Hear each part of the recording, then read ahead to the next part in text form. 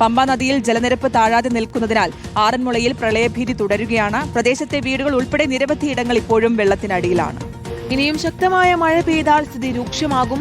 മുൻകരുതലായി മത്സ്യബന്ധന ബോട്ടുകളും fire force NDRF സംഘങ്ങളെയും പ്രദേശത്ത് സജ്ജമാക്കിയിട്ടുണ്ട്. റോഷിപാലുണ്ട് വിശദാംശങ്ങളുമായി. റോഷിപാൽ, വെള്ളം ഇറങ്ങുന്നില്ല അല്ലേ പ്രദേശത്ത് നിന്നും? ഇപ്പോഴും വെള്ളക്കെട്ട് തുടരുകയാണോ? ഇന്നലെ മഴയുണ്ടായിരുന്നോ?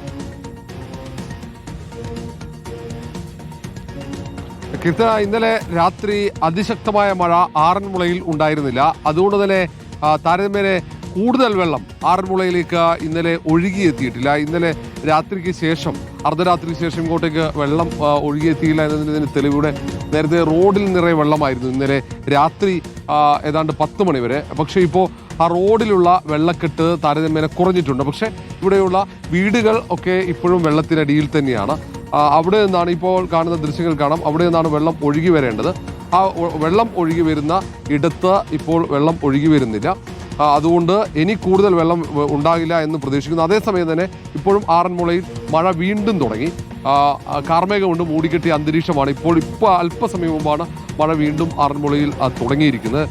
ഏതായാലും മഴ ശക്തമായാൽ അത് വനമേഖലയിലെ മഴ, അതേസമയം റാന്നി നഗരപ്രദേശങ്ങളിലടക്കം മഴ പെയ്തു കഴിഞ്ഞാൽ അത് വലിയ ആശങ്കയുണ്ടാകും. ആ ഘട്ടത്തിലായിരിക്കും ഇങ്ങോട്ടേക്ക് കൂടുതൽ വെള്ളം ഒഴുകിയെത്തുക. ഏതായാലും ഈ മേഖലയിൽ 100 കണക്കിന് വീടുകൾ വെള്ളത്തിനടിയിൽ അല്ലെങ്കിൽ വാസയോഗ്യമല്ലാത്ത അവസ്ഥയിൽ തന്നെയാണ് ഇപ്പോഴും ഉള്ളത്. അവിടെയൊക്കെ 1-ാം നില പൂർണ്ണമായും വെള്ളത്തിനടിയിലാണ്. മിക്കവരും അതിൻ്റെ മുകൾ നിലയിൽ അവർ നിൽക്കുന്നു എന്നാണ് ഏറ്റവും പ്രധാനപ്പെട്ട കാര്യം. അങ്ങനെ ഇപ്പോഴും വീടുകൾ തന്നെ, ഈ വെള്ളക്കെട്ട് അവഗണിച്ച വീടുകൾ തന്നെ കഴിയുന്നവരുടെ എണ്ണം വളരെ കൂടുതലാണ്. ദുരിതാശ്വാസ ക്യാമ്പുകൾ നിരവധി ഇവിടെ പ്രവർത്തിക്കുന്നുണ്ട്. MLA അബിൻ വർക്കിയുടെ നേതൃത്വത്തിൽ ദുരിതാശ്വാസ പ്രവർത്തനങ്ങൾ ഏകോപിപ്പിക്കുന്നു. മന്ത്രി PC വിശ്വനാഥും ഇവിടെ കോഴഞ്ചേരിയിൽ തുടർന്നാണ് ദുരിതാശ്വാസ പ്രവർത്തനങ്ങൾ ഏകോപിപ്പിക്കുന്നത്. ഇന്ന് ഏറ്റവും പ്രധാനപ്പെട്ട കാര്യം, ഇനിയും മഴ മലയോര മേഖലയിൽ പെയ്താൽ പമ്പാ നദി ഇനിയും കരകവിഞ്ഞ് ഒഴുകുന്ന സാഹചര്യം ഉണ്ടായിക്കഴിഞ്ഞാൽ വീണ്ടും വലിയ ബുദ്ധിമുട്ട് ആറന്മുള മേഖലയിൽ ഉണ്ടാകും. വെള്ളക്കെട്ട് വലിയ രീതിയിൽ ഉയരാനുള്ള സാധ്യതയുണ്ട്.